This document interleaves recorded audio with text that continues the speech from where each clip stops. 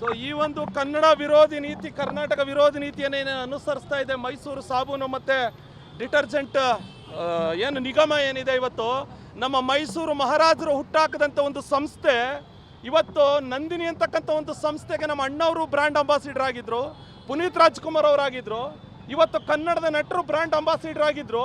ಆದರೆ ಇವತ್ತು ಇಡೀ ಪ್ರಪಂಚವನ್ನು ಮುಟ್ಟಿದೆ. ಆದರೆ ರಾಜ ಮಹಾರಾಜರು ಸ್ಥಾಪನೆ ಮಾಡಿದಂಥ ಮೈಸೂರು ಸ್ಯಾಂಡಲ್ ಇವತ್ತು ಇಡೀ ದೇಶಕ್ಕೆ ಗೊತ್ತಿರ್ತಕ್ಕಂಥ ಒಂದು ಬ್ರ್ಯಾಂಡ್ ಇದು. ನೀವಿಲ್ಲಿ ಯಾವುದೋ ಒಬ್ಬ ಹಿಂದಿ ನಟಿಯನ್ನು ಕರ್ಕೊಬಂದು 6.5 ಕೋಟಿ ಹಣವನ್ನು ಅವರಿಗೆ ನೀವು ವ್ಯಯ ಮಾಡಿ ನಮ್ಮ ಸಂಸ್ಥೆಗೆ ನೀವು ಅವ್ರನ್ನ ನಿಯಮ ಮಾಡ್ಕೋತಾ ಇದ್ದೀರಲ್ಲ, ನಿಮಗೇನು ಅವ್ರ ಮೇಲೆ ಅಭಿಮಾನ ಇದೆಯಾ, ಲವ್ ಇದೆಯಾ ನಿಮ್ಗೇನಾದರೂ ನೀವು ಏನು ತಮನ್ನ ಮೇಲೆ? ಹಾಗಾಗಿ ಕರ್ಕೊಂಬಂದು ಈ ರೀತಿ ನಮ್ಮ ಕನ್ನಡಿಗರಿಗೆ ಅವಮಾನ ಮಾಡುವಂಥ ಕೆಲಸವನ್ನು ನೀವು ಮಾಡ್ತಾ ಇದ್ದೀರಾ. ಯಾವುದೇ ಕಾರಣಕ್ಕೂ ಇದಕ್ಕೆ ಅವಕಾಶ ಕೊಡೋದಿಲ್ಲ.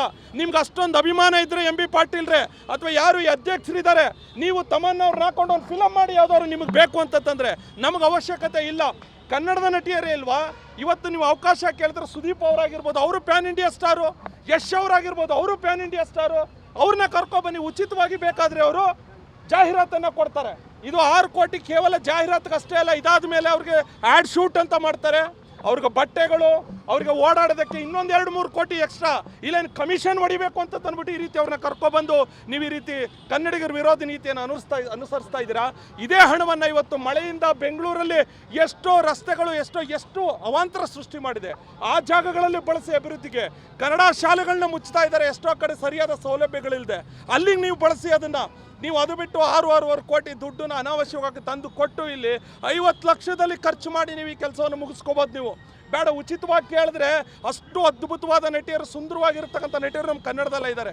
ಅವ್ರನ್ನ ಕರ್ಕೊಬಂದು ನೀವು ಇಲ್ಲಿ ನಮ್ಮ ಆ್ಯಡ್ ಶೂಟನ್ನು ಮಾಡಿ. ಈ ಹಿಂದೆ 400-500 ಕೋಟಿ ಲಾಭ ಮಾಡಿತ್ತು ನಮ್ಮ ಸಂಸ್ಥೆ.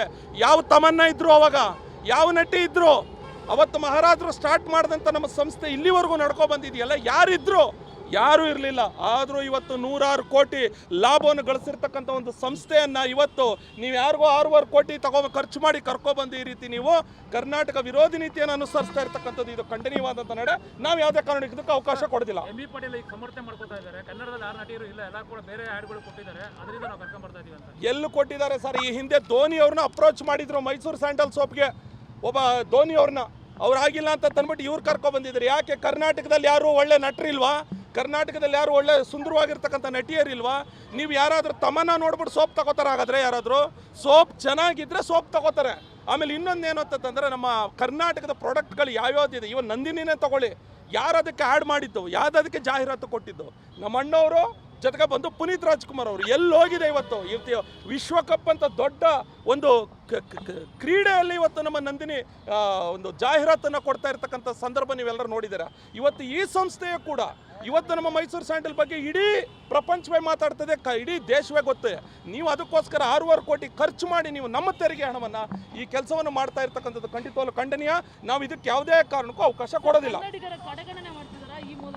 ಹೌದು, ಇದು ಬೇಕಂತಲೇ ಮಾಡ್ತಾ ಇದ್ದಾರೋ ಅಥವಾ ಯಾರಾದರೂ ಸರ್ಕಾರದಲ್ಲಿ ತಮ್ಮನ್ನಕ್ಕೆ ತುಂಬ ಕ್ಲೋಸ್ ಫ್ರೆಂಡ್ ಇದ್ದಾರೋ ಅವ್ರನ್ನ ಕರೆಸಿ ಕೊಡ್ರಿ, ಇವ್ರಿಗೆ ಏನೂ ಆಗಲ್ಲ, ನಡೀತದೆ ಅಂತ ಹೇಳಿ ಇದಕ್ಕೆ ನಾವು ಯಾವುದೇ ಕಾರಣಕ್ಕೂ ಅವಕಾಶ ಕೊಡಲ್ಲ. ಯಾವುದೇ ಕಾರಣಕ್ಕೆ ಇದು ಕೂಡುದು, ಇದು ಬೇಡ. ಖಂಡಿತವಾಗ್ಲೂ ಲಾಬಿ ಇದೆ ಅಂತ ನಮ್ಮ ಆರೋಪ ಇರ್ತಕ್ಕಂಥದ್ದು, ಒಂದು ಲಾಬಿ ಇದೆ ಅಂತ ಅನ್ನಿಸ್ತಾ ಇದೆ ನನಗೆ.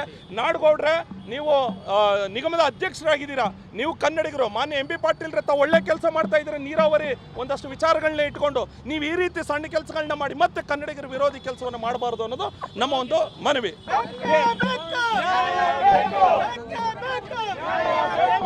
ಬೇಕಿಲ್ಲ